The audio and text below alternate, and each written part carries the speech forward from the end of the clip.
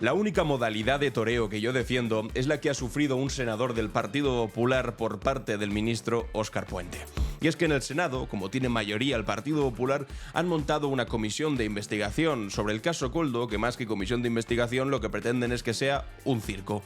Y en este caso, pues bueno, el cazador ha sido cazado y Óscar Puente pues no se ha callado absolutamente nada. Vamos a verlo en el capítulo de hoy. Por cierto, ¿os acordáis que ayer dije que el gobierno de España había cometido uno de los mayores errores, una de las mayores infamias, aceptando un contrato con una empresa israelí que decían que no iban a hacer, pero que sin embargo parecía que salía adelante? Bueno, pues Pedro Sánchez ha salido alertado por la importancia del caso y le ha dicho a Marlaska, que era el responsable de este contrato, que no va a salir adelante. Lo ha rescindido desde Moncloa y ahora mismo Marlaska está en la cuerda floja en el gobierno.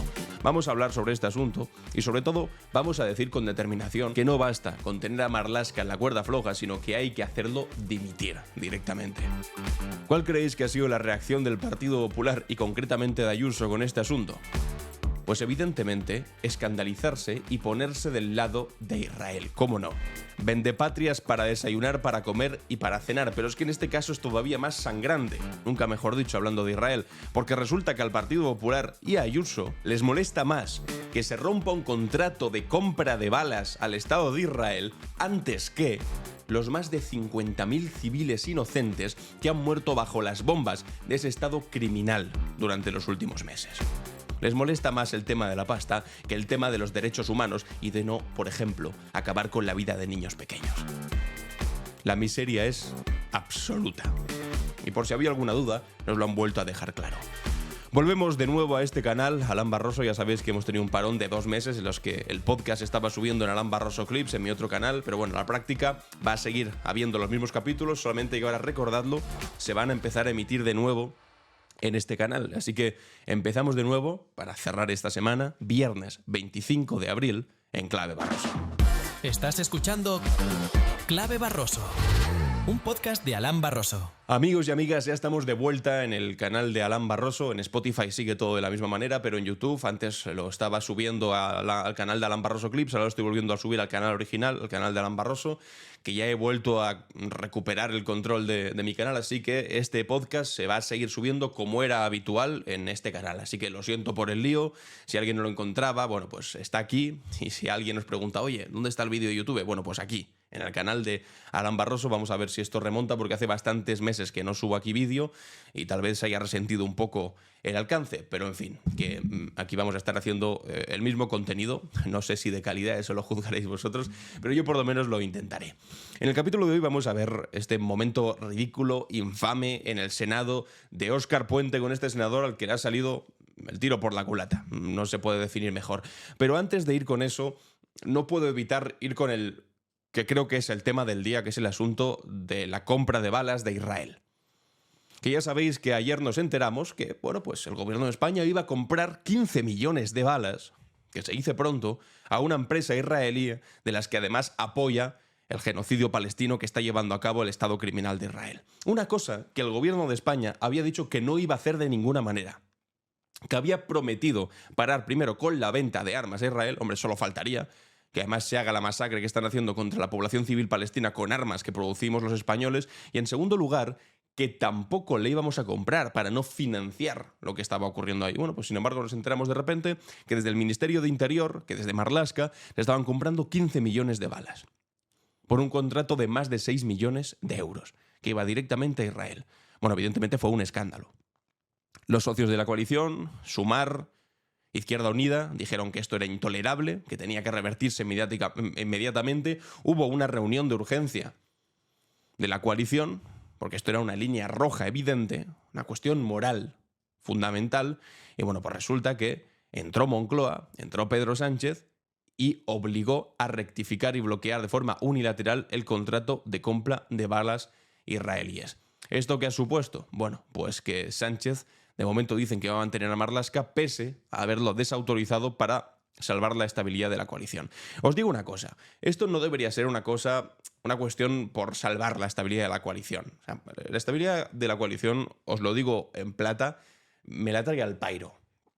Me da absolutamente igual la estabilidad de la coalición, porque esto no es un tema de política interna, de ver cómo se llama el PSOE con el Sumar, esto es una cuestión de derechos humanos. Y además es una promesa. Yo no quiero que digan que esto al final lo revierten simplemente para no enfadarse con Sumar y que la coalición pueda seguir hacia adelante. No, yo quiero que digan que lo revierten primero porque lo habían prometido y segundo porque es completamente inmoral seguir comprándole balas a un Estado como este y financiando la masacre que están haciendo contra una población civil completamente inocente. Bueno, pues se tuvo que meter Pedro Sánchez, desautorizó a Marlaska y ahora vamos a ver si esto puede desencadenar algo más, porque es que lo de Marlaska no es lo único esto, ¿eh? Ha habido infiltraciones en gran cantidad de movimientos sociales a lo largo y ancho de toda España, policías metiéndose en colectivos sociales que lo que hacen es simplemente, pues no son la ETA precisamente. Lo que hacen son manifestaciones, lo que hacen son reuniones, como mucho tienen algún centro social ocupado. ¿De verdad considera Marlaska que lo que hay que hacer, lo que tiene que hacer un gobierno de coalición progresista es infiltrarse en movimientos por la vivienda o en movimientos ecologistas? Delirante. Y eso además si no hablamos del Tarajal y de otras cuantas barbaridades, que este señor ha sido el que los ha ido amparando paso por paso y lo que faltaba era esta guinda sangrienta en el pastel de los tratos con Israel. El gobierno ya tiene sobre la mesa una fórmula para apagar el incendio que ha generado el Ministerio del Interior al comprar 15 millones de balas a la compañía israelí IMI System, incumpliendo su propio compromiso de anular el contrato. Es que era su compromiso, además.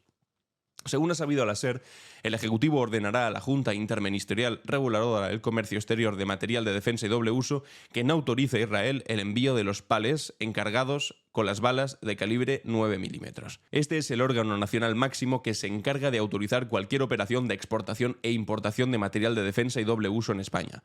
En este foro, cuya presidencia recae sobre la Secretaría de Estado de Comercio, están representados los Ministerios de Interior, Defensa y Exteriores. Serán ellos quienes tengan la última palabra para poder denegar el permiso que solicite Israel para enviar esa munición, porque se han embolsado 6,6 millones de euros.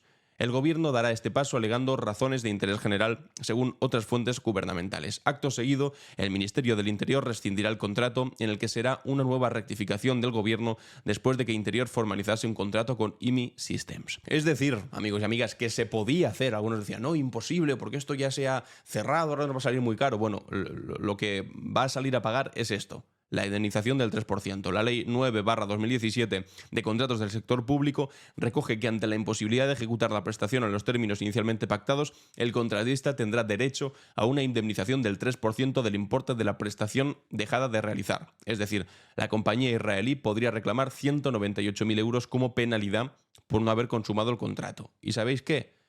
Pues que se los queden con gusto o que los pague de su bolsillo Marlaska. Mejor es pagar la multa del 3% y decir públicamente que este tipo tiene que dimitir, me refiero al señor Marlaska, por haber ido por detrás de la coalición, incluso por detrás de los compromisos del gobierno y que explícitamente había mencionado, por ejemplo, Pilar Alegría o el propio Pedro Sánchez, dejarles en una situación complicadísima, porque les dejaron como mentirosos, y encima después ahora tener que pagar el 3%. Bueno, pues ese 3% que lo pague Marlaska. Ese 3% que lo pague de alguna partida que le haga mucha ilusión a él del Ministerio de Interior y que después le tenga que explicar pues a la Policía Nacional o a la Guardia Civil, oye, mira, pues resulta que esto ha pasado así y tenemos 200.000 euros menos porque soy un maldito torpe que no sabe conservar sus promesas. Pero claro que se podía rescindir el contrato. Era una cuestión de voluntad política. En la mayor parte de ocasiones en las que te viene alguien y te dice, no, esto es imposible. No es verdad. Suele ser posible todo y sobre todo si además tienes el gobierno, tienes una capacidad de maniobra tremenda. Otra cosa es que no quieras o sobre todo que no te atrevas. Pero ya solo faltaba que pesase más el posible enfado de Israel que lo que están haciendo, que es una masacre. Es que no somos conscientes. Porque hablamos de números, 50.000 palestinos muertos, pero sabemos lo que son 50.000 personas. La franja de Gaza completamente arrasada. Y mientras tanto Donald Trump diciendo que quiere hacer ahí un hotel internacional de lujo. Bueno, pues la respuesta de Israel, y por supuesto del Partido Popular, porque ahora lo vais a ver que simplemente son seguidistas de las posiciones de extrema derecha, de Benjamín Netanyahu, al que están todo el maldito día aplaudiendo, o de Almeida, le quería dar una medalla del honor a Israel cuando empezó la masacre contra la franja de Gaza. Isabel Díaz Ayuso está todo el día aplaudiéndole. Santiago Abascal, de hecho, fue a darle la mano a Israel, a Benjamín Netanyahu, precisamente un día después de que hubiese bombardeado un campo de refugiados. ¡Un campo de refugiados! Bueno, pues, Israel dice que condena firmemente la decisión del gobierno de España de rescindir el contrato de la compra millonaria de balas. Israel condena firmemente la decisión del gobierno español de romper unilateralmente un contrato firmado con la empresa de defensa IMI System y su anuncio de que se abstendrá de futuros acuerdos de defensa con empresas israelíes, ha trasladado a Europa Press un portavoz del Ministerio de Exteriores israelí. A juicio del Ejecutivo israelí, el gobierno español está sacrificando consideraciones de seguridad por fines políticos y sigue situándose del lado equivocado de la historia contra el Estado judío. No, contra el Estado judío no. Contra una masacre, contra un genocidio, contra la muerte de 50.000 palestinos. Si alguien quiere de verdad hacernos creer que el lado bueno de la historia es aquel que bombardea indiscriminadamente campos de refugiados, hospitales, colegios, y que ha producido ya decenas de miles de muertos entre niños, entre menores de edad, es que tiene la brújula moral completamente averiada. Pero hay algunos que siempre, que toda la historia, los que vinieron antes de nosotros y nosotros ahora, tenemos perfectamente consciente cuál es el lado correcto de la historia. Y evidentemente los años 30 y 40 del siglo pasado no era el lado bueno de la historia, aquellos que encerraban a seres humanos en campos de concentración. Y hoy en día tampoco es el lado bueno de la historia, aquel país que lo que hace es bombardear a civiles, día sí y día también, reventar sus casas y acabar con las vidas de menores de edad. Ese nunca será el lado bueno de la historia. Y quien mira para otro lado, o por ejemplo, como Ayuso, quien critica a quien rescinde este contrato porque le parece más grave rescindir un contrato que lo que hace Netanyahu en Palestina, también está y es un colaboracionista de ese lado no terrible, sino infame y de película de terror en el que está instalado el Estado de Israel. Atención, Ayuso. Este es el gobierno de Pepe Gotera y Otilio que tenemos. Resulta que primero tienes un contrato con una empresa israelí que tanto escupir a Israel, pero luego haces negocios con ellos, lo ocultas. Una vez que lo niegas, resulta que el contrato sí existe. Luego decides romper el contrato, parece que a lo mejor lo paga, pero ni siquiera luego ya las balas las recibe. Por lo tanto, la imagen que damos de descoordinación, de falta de criterio, de falta de valores, de verdad, de realidad, es absoluta. Es la imagen que está dando España ante el mundo en política internacional, en política de defensa, presupuestos y, por supuesto, todo lo que hace este gobierno. Nos está dejando a ojos del mundo como un país tercermundista. Muchas gracias. Muchísimas gracias, chicos. Tenemos que pasar. Tenemos que pasar. Muchas gracias. Nos has dejado como un país tercermundista, dice Isabel Díaz Ayuso. Mira, y le voy a dar la razón en una cosa, en que esto ha sido ridículo por parte del gobierno, en prometer que primero no se hace, después decir que sí, y ahora al final rescindirlo y decir que no, que menos mal. Ha sido un paseo, la verdad, innecesario, pudiendo haber dicho que no desde el primer momento y haber cumplido tu palabra. Pero claro, a Ayuso lo que le jode no es que hayamos pasado por este circo innecesario al que nos ha sometido Marlaska, que insisto, debería dimitir, sino lo que le fastidia es que no queramos hacer negocios de estas características con Israel. Y eso es lo que dice que nos pone en el tercer mundo, que nos convierte en un gobierno de Pepe Gotera y Otilio. Eso es lo que le fastidia a Isabel Díaz Ayuso. No los 50.000 asesinados, no los niños muertos, no los bombardeos de campos de refugiados, eso le trae sin cuidado. Lo que le importa es que sigamos comprándole balas, armas, material defensivo a Israel, que ese flujo de dinero no deje de llegar. Esta es la calidad moral del Partido Popular. Aquí, por ejemplo, Miguel Tellado decía: aún no ha terminado el día y el gobierno ha rescindido un contrato con Israel, destrozando la imagen de España y despilfarrando millones de euros. El juez tiene ya la información de los WhatsApp borrados de García Ortiz y a Puente le parece poco el sueldo público de Jessica. Es decir, lo meten todo en el mismo saco. Bastante ridículo, también os digo. No esperábamos otra cosa de Miguel Tellado, que ya sabéis que si tiene cabeza no es para pensar, sino para embestir. Y aún así, no es que embista demasiado bien. Y que tampoco inviste, porque eso de investir presidente a Feijóo también lo tienen bastante lejos, los pobres. Destrozando la imagen de España. ¿Qué es lo que destroza la imagen de España? O mejor dicho, ¿qué es lo que destroza la imagen de la oposición?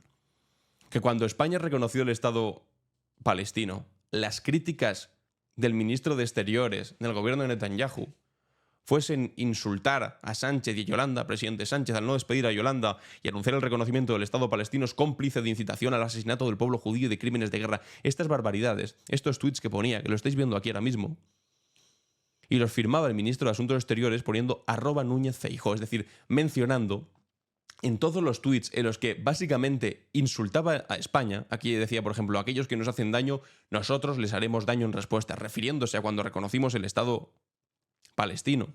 Y mencionaba al final a Núñez Feijóo, a Alberto Núñez Feijóo. ¿Qué es lo que deja en mala situación de prestigio internacional a España si no es tener a un tercer país que está generando la masacre que está haciendo en Gaza, mencionando al jefe de la oposición de nuestro país porque considera que puede de esa manera entrar dentro de la política nacional y hacernos un roto? En todos los países de Europa que reconocieron al Estado palestino en el mismo momento que lo hicieron nosotros, la oposición cerró filas con el gobierno.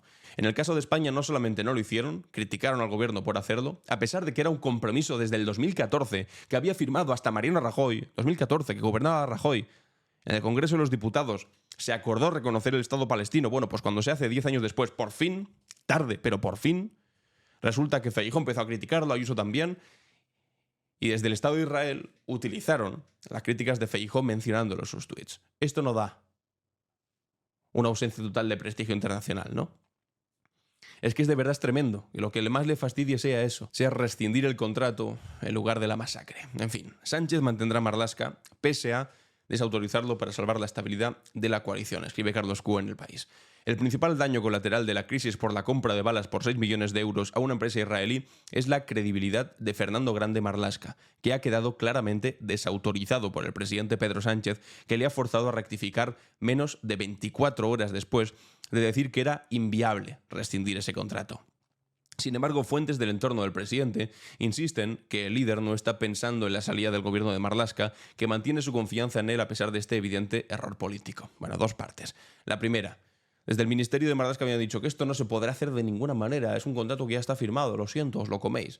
Y al final resulta que sí, que se mete el presidente y claro que se podía deshacer. Como decía antes, todo se puede hacer o deshacer, depende de la voluntad política. Otra cosa es que haya sinvergüenzas que no tengan esa voluntad política y que les asuste más el no cumplir con un contrato, a pesar de que la multa era del 3%, tampoco es la multa más grande que existe, antes que ser coherente con lo que has dicho o por lo menos con los derechos humanos y el respeto por el derecho internacional y en contra de lo que está ocurriendo ahí. Si es que había gente capaz de decir en los años 30...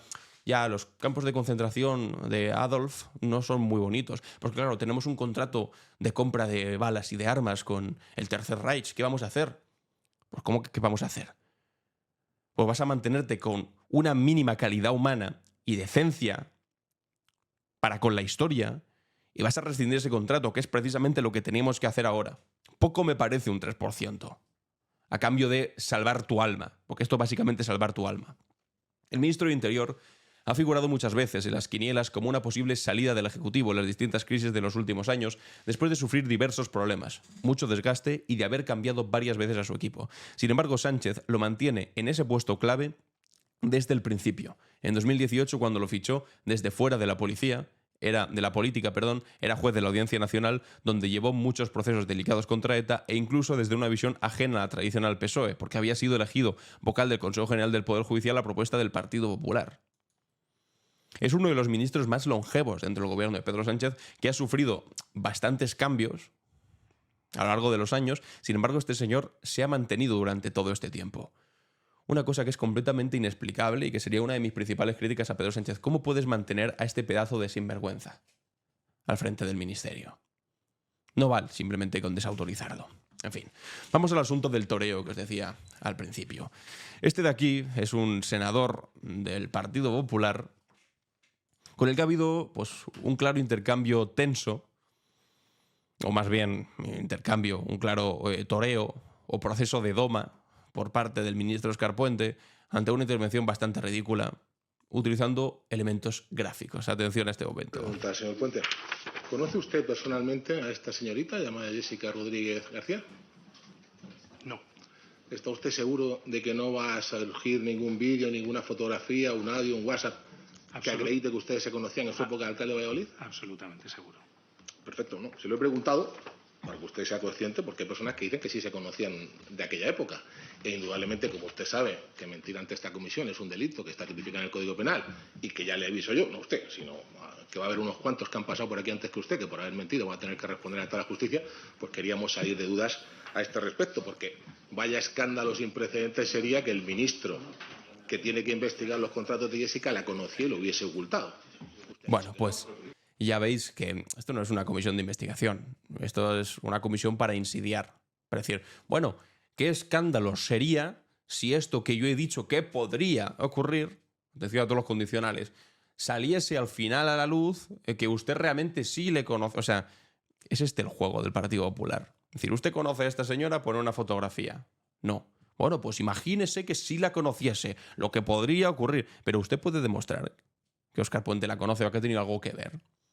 O lo que pretende es intentar, pues básicamente, llenar el suelo de la comisión de mierda para que pises donde pises, acabes oliendo mal. Porque es lo que está haciendo este hombre. Bueno, otra persona igual se habría callado y habría dicho, en fin, lo que hay que aguantar. Pero Óscar Puente no se ha callado. Y así queda registrado.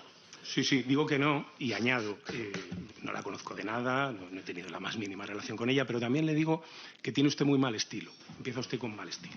Ya me sacó usted una foto de mi hija en esta comisión, en la anterior comparecencia, y veo que viene usted en la misma línea. Yo no estoy investigado por nada. No soy objeto de la investigación. Y, por tanto, tráteme como una persona que no es objeto de la investigación. Me puede usted preguntar aquí si conozco al Papa, le diría que sí, o al que acaba de fallecer, o conozco a quien sea. Pero eso no es objeto de esta investigación, ¿vale? Aquí es Así objeto que de investigación todo lo que tiene que ver con no tener tan mal Rodríguez estilo, García. no tener tan mal No se estilo. ponga usted nervioso. ¿La tampoco. conoce usted? No se ponga usted nervioso. ¿La conoce usted? Yo no, pero hay gente que dice que usted es mucho mejor que yo, sí. ¿Ah, sí? Sí, eso dice gente. ¿Qué gente lo dice? Hay que... No, bueno, yo le pregunto. Eso dice gente. Se encoge de hombros y dice, no, pero eso es lo que dice la gente por ahí. ¿Dónde lo dice? En el bar de la esquina. En la cantina del Senado. Después de haberse tomado 3 gin tonics. ¿Dónde lo dicen? Este es el nivel. Hay gente por ahí que lo dicen. ¿Quién lo dice? ¿Cómo lo dicen? ¿Qué pruebas aportan? Porque esto no es una comisión de investigación. Esto es todo lo contrario. Esto es embarrar y además hacer el ridículo mientras embarras. Porque lo que le ha pasado a este es que mientras embarra no se ha dado cuenta y ha pisado el mismo barro que él había tirado por el suelo y se está cayendo y rebozándose como un auténtico cochinillo. Usted ya ha dicho, usted ya ha dicho que es falso. No pasa Diga nada. usted que no gente. pasa nada. No pasa nada. Diga usted qué gente. Señor Puente, señor usted Puente. ha declarado, usted Mire, acaba señor de Puente, preguntar. Señor Puente, que yo no tengo que darle a usted explicaciones de mis fuentes. No, señor Puente. Usted está aquí formulando una acusación basada en testimonio de terceros He que preguntado, es muy grave. he preguntado que es si la muy conoce. grave. Punto. No le Usted he acusado acaba de decir conocerla. que hay terceros que le han dicho a usted que yo conozco a esta persona. Diga usted quiénes son esos terceros. Porque si no, señor presidente, me veré obligado a no continuar con esta declaración. Hombre. Diga usted. ¿Qué diga pasa? usted. ¿Tiene usted miedo? ¿Tiene usted miedo a responder? No, el que tiene que tener miedo es usted. ¿Tiene usted miedo a responder? El que tiene que tener miedo es usted. Yo no tengo miedo de usted nadie, tiene menos de muy usted. mal estilo. Sí, muy sí. mal estilo. Todo lo que usted quiera. Usted tiene muy mal Pero estilo. usted tiene que responder. Diga usted qué Señor persona o personas le han Que no dicho. se lo tengo que Señor decir. ministro. Que no se lo tengo que decir. que Usted no en tiene que sede preguntarme a mí. parlamentaria Señor ministro. está usted diciendo Señor ministro. que hay personas que le han dicho que yo conozco a esta persona. Salvo que usted quiera hacer pasar a esta comisión de investigación por una conversación de porteros, diga usted quién es. Señor ministro, Dígalo usted. señor ministro, quien dirige la comisión soy yo. Y Usted quien, dirige el y quien ministerio. responde soy yo. Usted dirige el ministerio. Y quien responde la soy comisión yo. la dirijo Y- yo. Y este Yo soy el este presidente. tipo de acusaciones no estoy dispuesto a consentir. Está hablando Estoy el dispuesto a presidente de la consentirlo. comisión. Muy bien. Está hablando el presidente de la comisión, señor ministro. Bien. Respete usted. ¿A usted le parece correcto? Respete usted la presidencia de esta comisión. Si no, me voy a ver obligado a llamarlo al orden. ¿Dónde está el orden? ¿Qué quiere que le diga? Sus señorías preguntan y los comparecientes en esta comisión contestan. Perdone. Continúe, señor. Gracias, No, señor presidente. perdone, no pregunta, Señor Puente, afirma. señor Pregunta Puente. no, afirma. Por dos que diga veces qué personas le le han dije dicho el eso. 28 de noviembre, por 2 veces le dije el 28 de noviembre y yo se lo repito por tercera vez. Bueno, pues ya veis lo que se ha convertido. Una comisión de investigación del caso Koldo, que además estaría bien que esa comisión de investigación saliese bien y nos enterásemos de más cosas, porque todo huele muy mal con el caso Koldo y con el caso Ábalos. Pero es que lo están intentando estirar como un chicle para que llegue a gente a la que ellos pues, le tienen especial rabia. Es decir, ¿ellos pretenden que se conozca la verdad sobre el caso Koldo y el caso Ábalos? No.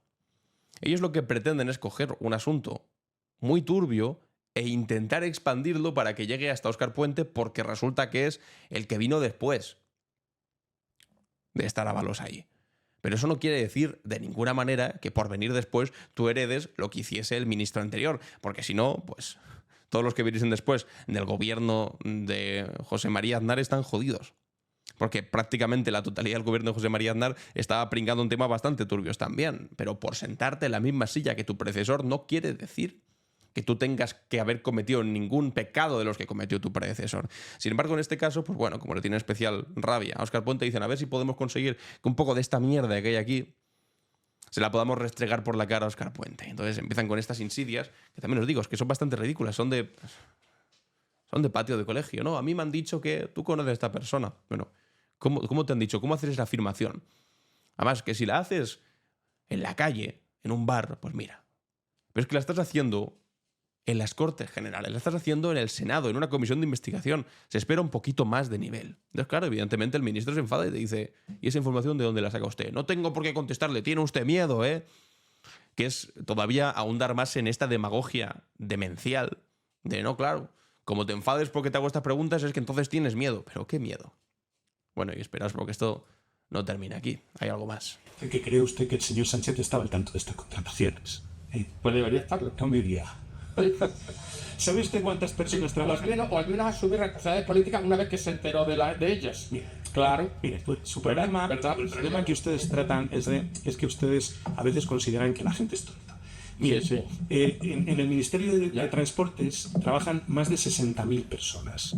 Es bastante evidente que estos hechos, por su naturaleza, no creo que los fuera pregonando nadie. No creo que los fuera pregonando nadie. Por tanto, prestar atención a la contratación de una auxiliar administrativa, o de 2, o de 3, en una entidad en la que trabajan 60.000 personas, pues es absolutamente inverosímil. Y que esto lo supiera el presidente del gobierno, pues ya, vamos, es que ya, en fin, no sé cómo calificarlo. Ustedes están muy obsesionados con las elecciones, que si se convoquen elecciones. Mire, en este país hay elecciones cuando el presidente del gobierno las convoca o cuando concluye el periodo legislativo correspondiente. Y ni el presidente del gobierno las va a convocar ni ha concluido el periodo legislativo correspondiente. Por tanto, oiga, dedíquense a otra cosa, que ya son un disco rayado todos los días con las elecciones. Pero si es que además, mire, aunque hubiera elecciones, si ni siquiera tienen ustedes garantía de que el resultado fuera el que ustedes esperan, porque el resultado que ustedes esperaban el 23 de julio era otro. Vamos fuera de tiempo. Bueno, vamos fuera de tiempo. Por favor, no siga por ahí, que les va a hacer más daño a los pobres senadores del Partido Popular. Ya estén viendo con bastante pavor cómo la comisión de investigación que hacen en el Senado, y les suele ocurrir de manera recurrente, al final se les vuelve en contra.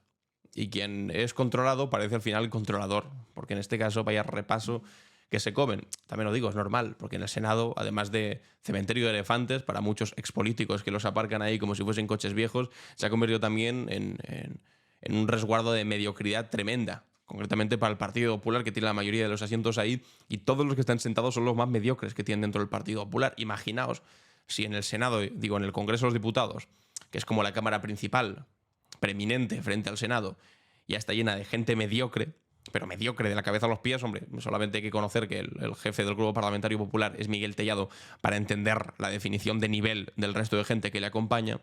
Pues imagínate lo que les quedó de sobra, el relleno que tuvieron que meter en las listas del Senado. Bueno, pues esta gente, que ya habéis visto que tampoco son los lápices más afilados del estuche y tienen menos luces que el dormitorio, un topo. Y que en este caso, pues bueno, el controlado acaba siendo el controlador. Y hablando de momentos ridículos, atención a este vídeo que comparte aquí Julián Macías Tobar. Dice, este es el vídeo completo de Ayuso, donde se ve cómo le dan la chuleta para copiar lo que tiene que escribir en el libro de condolencias del Papa Francisco.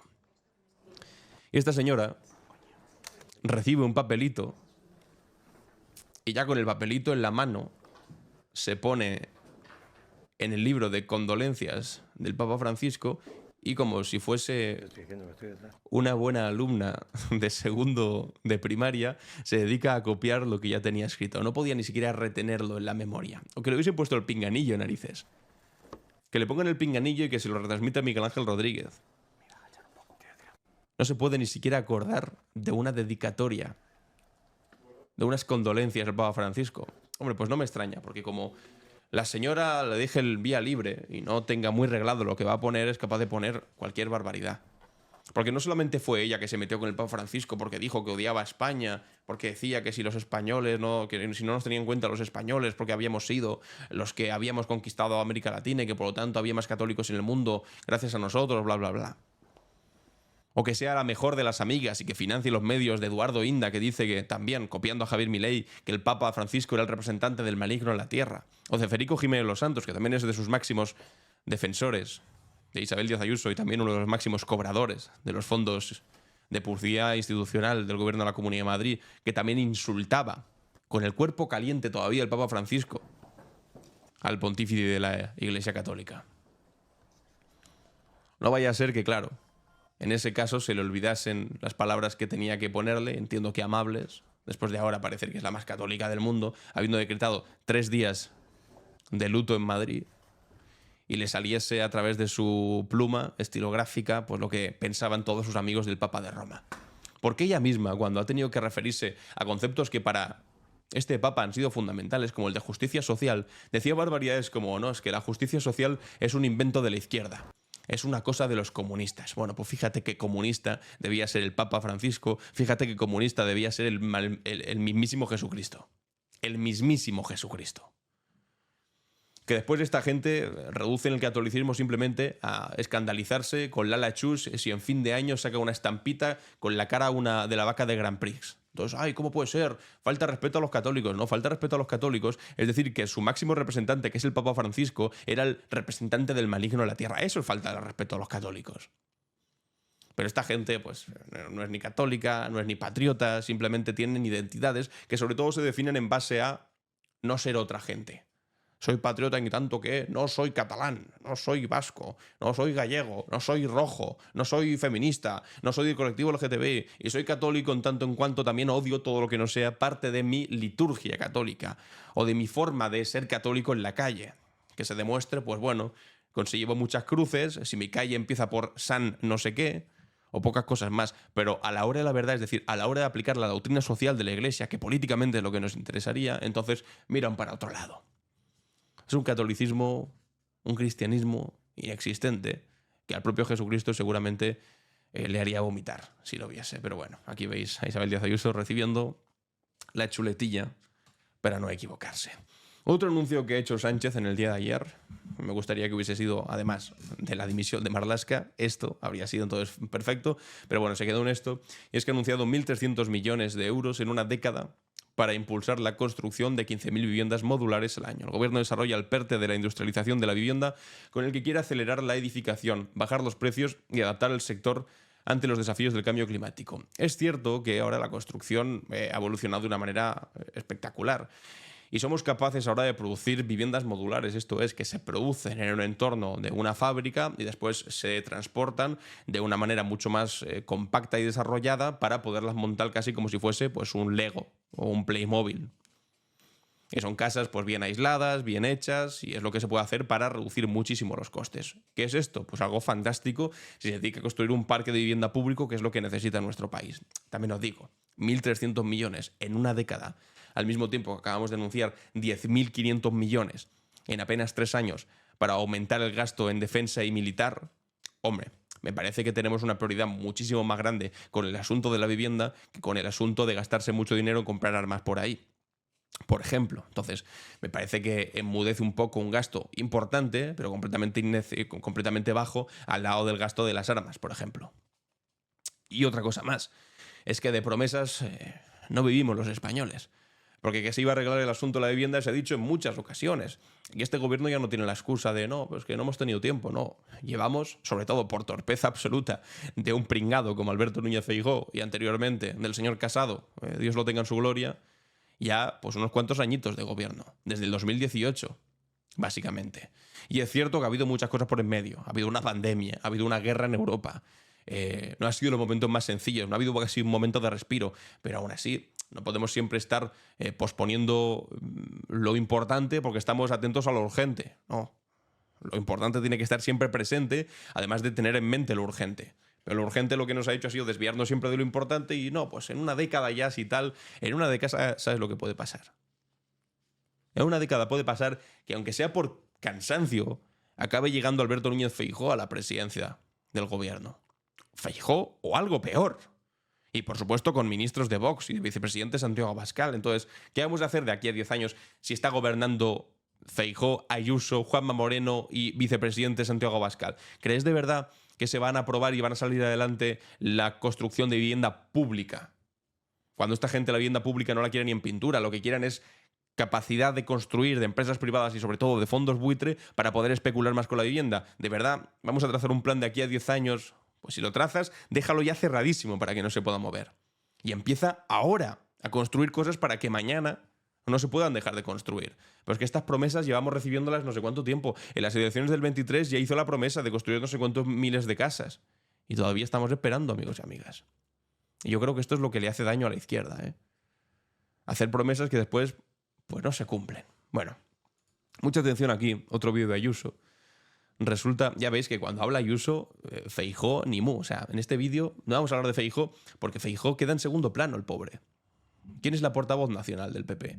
¿Quién es la líder de facto? Bueno, pues aquella que cuando dice determinadas cosas tiene repercusión. Pero es que el pobre Feijóo ni está ni se le espera. Bueno, en fin. Ayer en la Asamblea de Madrid, que sí acudió, ayer no pudo escapar, como hizo la semana pasada, que se fue a Ecuador para no tener que... La semana pasada, no la anterior, para no tener que contestar a las preguntas sobre el juicio de su novio, resulta que ha acusado a Vox de engañar con las bandas latinas y le ha invitado a condenar a los neonazis. Atención. De bandas juveniles, pensé que también me hablaría de los neonazis, de los anarquistas, de los skinheads, de Núcleo Nacional. De Núcleo Nacional, que son este grupo neonazi que se manifestaba delante de Ferraz, bueno, precisamente también con el Partido Popular, pero bueno, eso lo ignora, y que ahora acaban de empezar a ser investigados también por la Audiencia Nacional como un grupo pues potencialmente peligroso, porque se dedican básicamente a alentar palizas por la calle y demás. Y la propia Ayuso echándole en cara a Vox que no condena a grupos neonazis y a Núcleo Nacional, ¿eh? Condenan a algunos, a todos, aquellos que están relacionados también con el fútbol. Y, por supuesto, también las mal llamadas latinas, no son latinos, son hispanos. Por cierto, nacidos en España. Por tanto, ¿ustedes los van a expulsar dónde? ¿Dónde van a expulsar a un chaval cuyos padres pueden ser del continente americano pero han nacido en Ciudad de Lineal, que, por cierto, no es un barrio sino un distrito? ¿Dónde los van a expulsar? Bueno, pues ya veis que aquí de repente parece Ayuso hasta medio moderada cuando lo que tiene enfrente es a un Vox del que, esto es importante, no depende. Porque claro, como tiene mayoría absoluta, ahora se hace la variante con Vox y dice, pues condenen ustedes a los neonazis también, que sabe que, bueno, que tienen cierta simpatía. ¿O a dónde van a expulsar a estos hijos de migrantes si han nacido en España? Claro, se hace la variante. Pero ya sabéis que en el momento en el que dependen de un solo voto de la extrema derecha, de repente le copian literalmente el discurso, como acaba de hacer Mazón, por ejemplo, en Valencia, para sobrevivir al problema político de categoría que tiene. Pero después ha vuelto, como siempre, a las andadas, ¿eh? Tampoco penséis. Dice, para construir a partir de mañana el circuito para poner la izquierda madrileña no quiere que venga el Gran Premio de Fórmula 1 porque son unos tristes. Hombre, yo no creo que sea por eso. De hecho, es más bien por puro miedo. No es que seamos tristes. De hecho, nos encanta la alegría. Lo que pasa es que nos da profundo miedo. Algo que ahora ha resumido muy bien Mónica García, la ministra Mónica García, que dice, para alegría la del familiar de Ayuso que se lleve la comisión de turno. Pelotazo de 190 millones que no van a hospitales, ni centros de salud, ni condiciones dignas, ni reducir listas de espera. Más triste estará el PP porque lo hemos llevado al Tribunal Superior de Justicia. Ayer decía también Ayuso en la Asamblea de Madrid, no, claro, es que están todo el día hablando de mi hermano, de mi novio, de mi primo. Es como, no.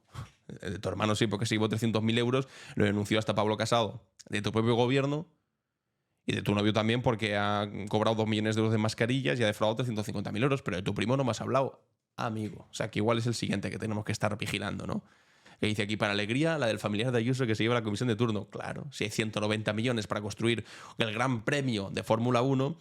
Ahora resultará que tienes 3 primos constructores, un sobrino que se dedica también al sector del motor y que todos por lo que sea van a cobrar ahí jugosas comisiones, ¿no? Eso es lo que nos hace echarnos a temblar. No el Fórmula 1 de por sí. Y atención a este asunto. Y es que en los Estados Unidos, y esto también te hace echarte a temblar, la web oficial de Trump ha empezado a vender gorras con el eslogan de Trump 2028. Esto sería como una hipotética campaña, el 2028, para revalidar un tercer mandato, cosa que, amigos y amigas, es inconstitucional. Un presidente de los Estados Unidos no puede estar más de 2 mandatos. Lo que pasa es que ahora está intentando argumentar que como el primer mandato fue del 2017 al 2021 y el segundo ha sido ahora el 2025 al 2028, por lo tanto, como no son consecutivos y hubo por en medio el mandato de Biden, entonces se resetea. Y eso es mentira, no funciona de esa manera. Pero para que veáis que Donald Trump está intentando ya pues expandir los límites de lo aceptable constitucionalmente en los Estados Unidos para intentar seguir acaparando el poder, cuando por cierto ahí además ya sea bastante mayor, que es lo que precisamente le criticaban a Joe Biden. Pero en fin, amigos y amigas, hasta aquí las noticias del día de hoy. Vamos, como siempre, con la cápsula del tiempo. ¿Qué es lo que ocurrió un día como hoy? La cápsula del tiempo. En Clave Barroso. Comenzamos nuestro recorrido un 25 de abril en el París de 1792, en pleno hervor de la Revolución Francesa. En esta fecha, un joven capitán de ingenieros llamado Claude Joseph Rouget de Lille componía en una sola noche lo que se convertiría en uno de los himnos revolucionarios más poderosos de la historia, la Marsellesa. La historia de esta composición es fascinante. Rouget de Lille, destinado en Estrasburgo, recibió el encargo del alcalde de la ciudad, el barón Philippe Frédéric de Dietrich, de componer un canto de guerra para las tropas del Rin. Aquella noche, en un arrebato de inspiración revolucionaria, escribió tanto la letra como la música de lo que originalmente llamó Canto de guerra para el ejército del Rin. La canción se difundió rápidamente entre las tropas y el pueblo. Fueron los voluntarios federados de Marsella quienes, al marchar hacia París entonando este canto, le dieron el nombre con el que pasaría la historia, la Marsellesa. Sus versos inflamados y su melodía vibrante capturaron perfectamente el espíritu revolucionario del momento, el anhelo de libertad y la determinación de defender la República contra las monarquías europeas que amenazaban con aplastar la revolución. A las armas, ciudadanos, formad vuestros batallones, marchemos, marchemos, que una sangre impura empapa nuestros surcos. Estos versos, aunque hoy puedan sonar muy violentos, deben entenderse en su contexto histórico. Un pueblo que se levantaba contra siglos de opresión monárquica y que veía amenazadas sus recién conquistadas libertades. Un dato menos conocido es que la Marsellesa fue prohibida durante varios periodos de la historia francesa, incluyendo el Imperio de Napoleón y la Restauración borbónica. Y no fue hasta la Tercera República en 1879, casi un siglo después, cuando se estableció oficialmente como himno nacional de Francia. Este recorrido accidentado refleja las tensiones y contradicciones en la construcción del Estado-nación francés moderno, siempre oscilando entre los ideales revolucionarios y la tentación autoritaria. Lo que comenzó como un canto de guerra se transformó rápidamente en un símbolo universal de la lucha por la libertad, la igualdad y la fraternidad. La Marsellesa ha inspirado movimientos revolucionarios y de liberación no solamente en Francia, sino en todo el mundo, recordándonos que los ideales de la Revolución Francesa, a pesar de sus contradicciones y limitaciones, siguen siendo un horizonte de emancipación para toda la humanidad. Avancemos ahora 145 años en el tiempo, al 25 de abril de 1937. Nos situamos en Éibar, una pequeña ciudad industrial del País Vasco, en el norte de España. La Guerra Civil Española estaba en su punto álgido y el bando republicano resistía valientemente contra el golpe militar fascista liderado por Francisco Franco. En esta fecha, Éibar se convirtió en el escenario de una tragedia que prefiguraba los horrores que pronto asolarían a Europa entera. La Legión Cóndor alemana y la aviación legionaria italiana, enviadas por Hitler y por Mussolini para apoyar a Franco, bombardearon la ciudad, causando numerosas víctimas civiles. Este ataque formaba parte de una estrategia deliberada de terror contra la población civil, una táctica que sería luego empleada a gran escala durante la Segunda Guerra Mundial. Éibar, conocida como la ciudad armera por su larga tradición en la fabricación de armas, era un objetivo estratégico para las fuerzas fascistas. Pero más allá de su importancia militar, el bombardeo de Éibar, como el más conocido de Guernica, que ocurriría un día después tan solo, buscaba quebrar la moral de la resistencia vasca y aterrorizar a la población civil. Los aviones italianos y alemanes descargaron su mortífera carga sobre las calles y las casas de la ciudad, sembrando muerte y destrucción. Familias enteras quedaron sepultadas bajo los escombros y la ciudad, con su rica tradición obrera y su fuerte identidad republicana, quedó gravemente dañada.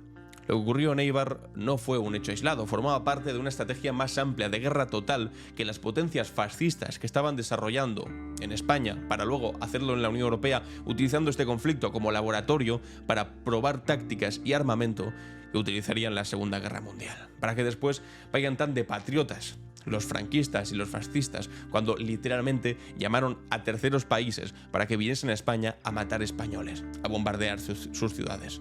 Los bombardeos de Durango, de Guernica, de Madrid, de Barcelona, de Alcañiz mostraron al mundo el rostro más siniestro del fascismo, su disposición a aniquilar poblaciones enteras en nombre de su proyecto de dominación.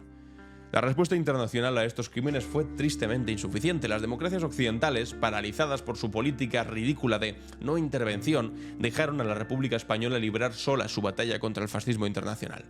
Esta cobardía tendría consecuencias catastróficas, alentando a Hitler y a Mussolini a proseguir con sus planes expansionistas. Apenas 8 años después, el 25 de abril de 1945, encontramos un contrapunto esperanzador a la tragedia de Éibar. En el norte de Italia, mientras las tropas aliadas avanzaban desde el sur, el Comité de Liberación Nacional del Norte lideró un levantamiento general contra la ocupación nazi y la República Social Italiana de Mussolini, el estado títere que los alemanes habían establecido tras la destitución del dictador en 1943. Este episodio, conocido como la Insurrezione de Aprile, fue el clímax de la resistencia italiana, un movimiento que duró casi 2 años que había combatido heroicamente contra la ocupación fascista. Partisanos de diversas tendencias políticas, desde comunistas hasta socialistas, pasando por católicos, liberales y republicanos, se unieron en un frente común contra el fascismo y la ocupación extranjera. En ciudades como Milán y Turín, centros industriales con una fuerte tradición obrera, los partisanos se levantaron en armas, liberando barrios y fábricas, desarmando a las tropas fascistas y estableciendo un control popular. Las mujeres jugaron un papel además fundamental en esta insurrección, no solo como combatientes, sino también como enlaces, enfermeras y organizadoras del levantamiento. Mientras los partisanos se enfrentaban a las tropas nazis y fascistas en las calles, los trabajadores ocupaban las fábricas para evitar su destrucción por parte de los alemanes en retirada. Este doble movimiento de liberación nacional y de revolución social caracterizó a la resistencia italiana y dejó una profunda huella en la política y la sociedad del país. El 25 de abril se celebra hoy en Italia como el Día de la Liberación, un feriado nacional que conmemora el triunfo de la resistencia antifascista y el fin de la ocupación nazi. Es un día de memoria y de celebración, pero también de renovación del compromiso con los valores de libertad, democracia y justicia social por los que lucharon los partisanos. Y hasta aquí, amigos y amigas, nuestra cápsula del tiempo. Vamos con las preguntas y respuestas. ¿Y tú? ¿Qué opinas? En Clave Barroso. Bienvenidos y bienvenidas a ¿Y tú qué opinas?, donde os hago una pregunta y después leo vuestras respuestas. Aquí había una persona un tanto enfadada con que ayer hablásemos del piso millonario de 1,8 millones donde vive Ayuso y su novio, y este señor, Carlos Bermejo, que entiendo que será un seudónimo para Miguel Ángel Rodríguez, porque solamente Miguel Ángel Rodríguez podría poner este mensaje, atención, dice: ¿y tu amigo el Gran Wyoming y sus 50 pisos, el zurdo vendobreros, tu gran amor, el novio de Ayuso, tiene sus pisos con la profesionalidad y sudor de su trabajo? Y tú, babosillo, vas a ir pa'lante. Por eso decía, debe ser Miguel Ángel con unas cuantas copas de más el pobre. Pero esto me hace mucha gracia, o sea, meter a Gran Wyoming y después decir, no, pero es que el novio de Ayuso tiene sus pisos pagados con la profesionalidad y sudor de su trabajo. ¿Qué sudor? El de cobrar una comisión de 2 millones de pavos por vender mascarillas en lo peor de la pandemia, aprovechándose de un momento de incertidumbre y de desesperación absoluta de los españoles. Es que el grado de servilismo de alguna gente, si no es Miguel Ángel Rodríguez el que ha puesto este comentario, vaya grado de servilismo ridículo, que además habrá que saber cuánto cobra este señor cada mes, que seguramente cobre el salario mínimo o una pensión, y mientras tanto está defendiendo a un tipo que ha sacado 2 millones de pavos, es decir, más de lo que va a cobrar él en toda su vida, por hacer una gestión aprovechándose de la desesperación de los españoles en el peor momento. Pero claro, como es el novio Ayuso, entonces todo vale. Profesionalidad y sudor de su trabajo. Pero ¿cómo que sudor de su trabajo? Eso sí que es una falta de respeto para quien de verdad suda en su trabajo. El sudor de su trabajo, madre mía. Aquí Jesús dice, no pasa nada porque Ayuso viva en un par de pisos de lujo que valgan 1,8 millones, pagados de esa manera, porque el Coletas, claro, vive en Galapagar, en un palacio que cuesta 400.000 euros, pagados con una hipoteca pagada como todo el mundo. Es que esta es la clave. La que montaron por una casa, no sé si costó 400.000 o 500 o 600.000 euros, pero bueno, en cualquier caso, menos de 1 millón de euros les costó con una hipoteca, como todo Dios. Y sin embargo, lo de Galapagar era el casoplón del Coletas. Sin embargo, Ayuso vive en 2 pisos de lujo de 1,8 millones de euros, pagados además por el novio, que está imputado por fraude fiscal, y aquí no pasa nada. O sea, ¿veis el doble rasero? La doble forma de medir dónde vive un político, dónde vive otro. Ayuso se reía cuando le decían 1,8 millones de lujo, jojo, ¿qué va a ser eso de lujo? Y sin embargo el casoplón del Coletas, que no llegaba ni al millón y tiene una hipoteca y no la paga un tipo con fraude fiscal. En fin. Sasquatch dice, Comprendemos que para Ayuso esos 2 pisos no sean de lujo, teniendo en cuenta que ella está más que acostumbrada al mejor nivel, eso sí, de costa a costa y siempre a nuestra costa. Con respecto a la táctica de Mazón, bueno, sus decisiones y posturas siempre cantan, ¿verdad? Aunque muy mal, o en este caso peor. Y en cuanto a Felipe González insultando al al Papa Francisco, en fin, quizás ya no quede mucho para que seamos nosotros quien le malcritique tras su marcha. Este es nuestro pan de cada día, aunque cada vez esté más rancio. Y Opilotolo dice, sin ser yo defensor de la religión alguna, me parece rastrero acusar o hablar de alguien que no puede defenderse. Es de lo más bajo que alguien puede hacer. Felipe se luce cada vez que abre la boca. Es que no se le ocurre en otro momento a Felipe González que criticar al Papa Francisco por no hacer suficiente con Venezuela precisamente cuando acaba de fallecer. En fin, para lo que ha quedado Felipe González. Amigos y amigas, para el día de mañana, no, para el lunes de la semana que viene, ya de vuelta en este canal, en el canal de Alan Barroso, me gustaría que me comentaseis 2 cosas. Primero, si debe continuar Marlaska al frente del Ministerio de Interior, si está bien hecho que pues Pedro Sánchez haya intervenido y haya parado ese contrato, que decían que era imposible, pues finalmente sí se podía. Y también sobre el espectáculo, el circo, que hemos tenido que ver en el Senado, en esa comisión de investigación. Así que, amigos y amigas, ya sabéis, una R, 2 puntos y vuestra respuesta, como siempre. Y hasta aquí ha llegado el capítulo de hoy, viernes 25 de abril, de vuelta en este canal. Yo soy Alan Barroso y esto ha sido Clave Barroso.